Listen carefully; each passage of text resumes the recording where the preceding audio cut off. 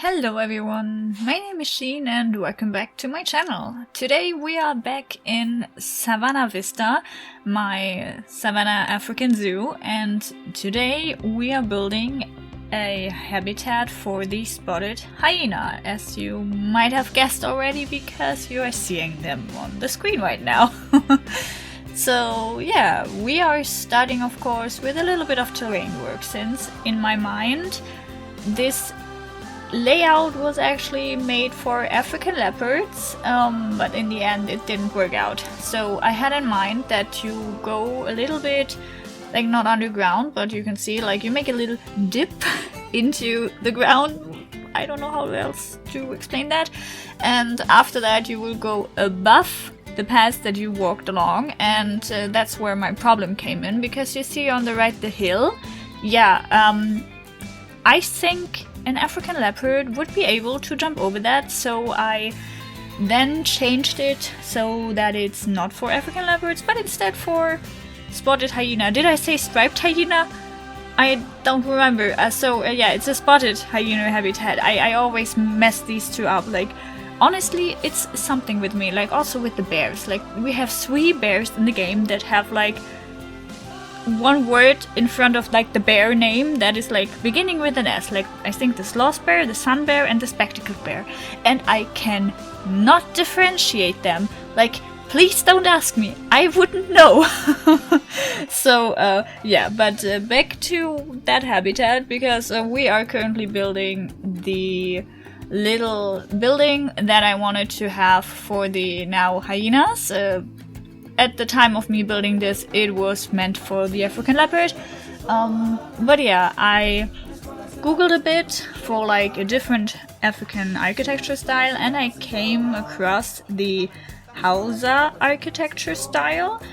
More specifically, the Hausa to Bali architecture style. And this specific building is like my take on a recreation of the Kano Museum in Nigeria. I really liked the building. Like, I liked the red, and I liked the geometric forms that it had on there, which I kind of tried to recreate here. And I really liked that, so that's why I just chose this building to be recreated here. I gotta be honest here, I really liked this building, but building it was interesting because I didn't really know which pieces I could use. Like, I was always like searching for some pieces that look like what I want to recreate here. Like, when I have, for example, an Asian temple, I've built so many Asian temples before that, like, now when I see a picture of an temple in general, I'm like, okay, I can use that piece for that and that piece for that. And for this building, I didn't really have that. Like, I knew I could do a lot with like the plaster pieces, but other than that, I was like basically clueless, and like the whole time just like scrolling through the whole construction tab to see what like really works and what does not work. So that was an interesting experience, but I really like how this building came out.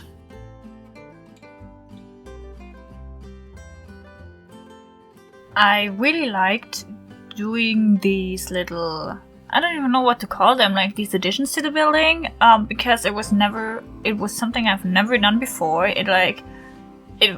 It was like so different from what I normally do in these buildings, so I really liked doing these. And yeah, and I also quite liked that the roof was just a flat roof. Like, I really appreciated that, but they had like these little cornerstones, and like in the middle they had like some like triangle shaped that was like sticking out of it to, I guess, give it dimension or something. Like, I don't really know, but I also liked to come up with an idea how to incorporate them in the build in Planet Zoo.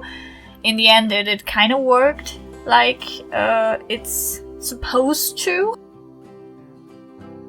And after that, I needed to quickly rotate the building because I wanted to have the door in between these two thingies that I built, and they were like facing the wrong side of the habitat, so I quickly changed that.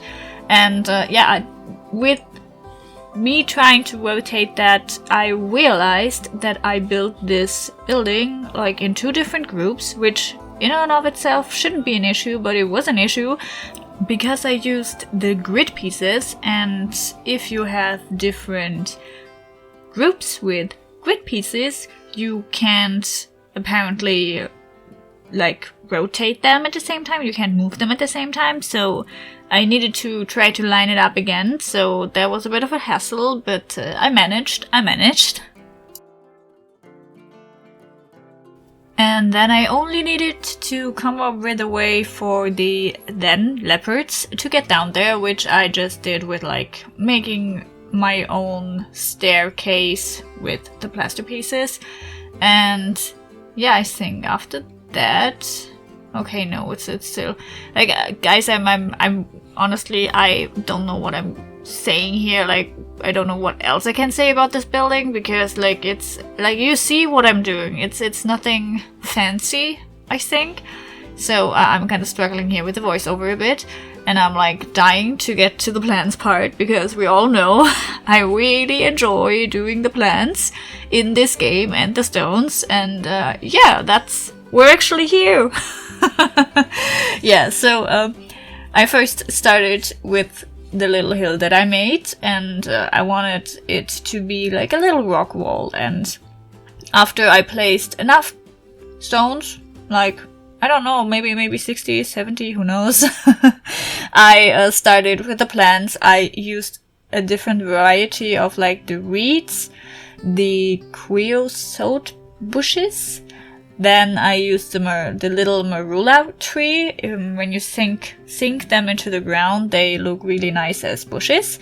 I also used that palm, I think it's a duck palm, and the nitratia or something plant. Like, you know, most of the time, like, even though I know a lot of plants in this game, I don't really know the names, because if you see me like typing, I only type in like a few letters, so I will not know sometimes the name of the whole plant, but just like the first few letters. Like with the nitratia something bush, I only know like if I put in NIT, mostly that's like when I see, okay, there it is, and I can just select the plant, so I don't really know a lot of the names. I'm trying here, so yeah, I used these plants, and also I used the buffalo grass, of course, because love it. And then after some thinking, because actually me doing this little rock wall and everything else, I think there were like 2 or 3 weeks in between where I was struggling to do something in this habitat, because I didn't want to net over this habitat to make it really suitable for the African leopard, and at the same time I didn't really have an idea what else to do with it, because I still wanted African leopards in this zoo, and I still want African leopards in this zoo, so I might need to like come up with another idea for an African leopard habitat that is either easier to net over like with the mesh, or that I potentially don't have to mesh over. Like, I mean, that would be like perfect, but we see what I come up with. Like, I can already see me like not doing an African leopard on a habitat, gotta be honest here. Just because I don't want to net it over, but yeah, now we are back with the stones, like this time on, you can see the building, like next to the building. So this was like me basically making the habitat escapable proof. Is that a word? Like that the animals can't escape. And this is the end of the time-lapse part. Now we are taking a little stroll onto the new area, and I say area because I didn't only build the striped hyena habitat, but because of inspiration from Jelbo and Sparrow, I also made a black wildebeest and sable antelope habitat right next to the hyenas, If you like this habitat and this episode, leave a like, a comment, or maybe even subscribe, and I hope we will see each other in the next video. Bye!